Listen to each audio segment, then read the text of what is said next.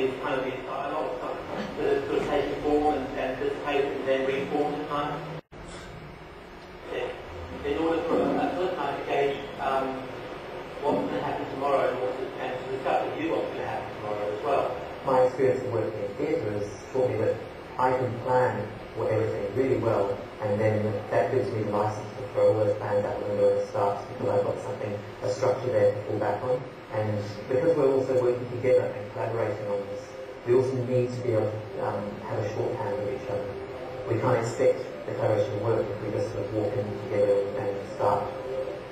We need to know where we're meant to be at this point and what our intentions were at this point in the workshop. And when we present stuff, we need to know what the intention is.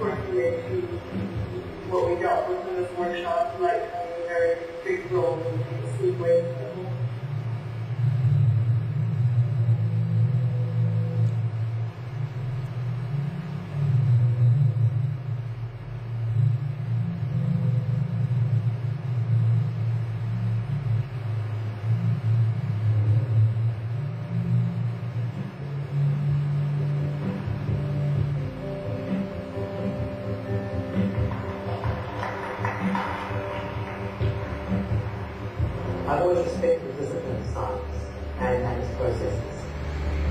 I've always understood the creativity involved in science. Possibly the thing that has actually changed my view of science through this collaboration has been the recognition of its poetic, metaphoric, political potential. Because maybe I always saw it as something slightly exterior to those worlds. It was something maybe more rational than poetry, maybe more rational than politics.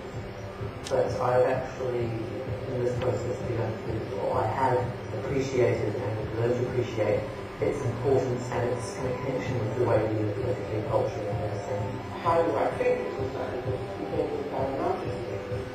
And in the course of this week, it became more and more complicated.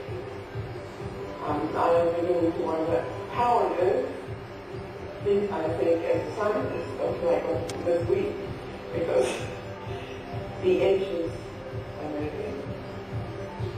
There are no strict definitions anymore. So we say I'm a quantitative scientist, and I guess I've been a bit the enemy of quantitative anything, because I see it as a sort of a reductiveness.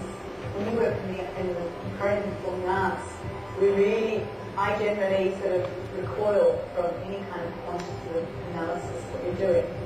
But because she's brought this narrative with it, she narrativizes her science in a very beautiful kind of passionate way, actually. It makes me understand, and also I can see the benefits of it in terms of bringing about change and awareness. Yeah, I've been blown away by how similar we are and how different we are at the same time. I had just as many preconceptions about what an artist was and how they thought and how they worked. I didn't realise there was as much careful methodology behind and how long the process was for them to get really good. I think this is a critical piece of this sort of the art-science collaboration. The critical component of the art-science collaboration is respect for each other's discipline. I am absolutely astounded at how well it's worked. I think my fascination now is down and think about it all. It's just been such an overwhelming experience, and I think everybody's been feeling this incredible energy that we put out all the time because we feel constantly challenged. But that is extremely enriching, and I need time to reflect on what we're talking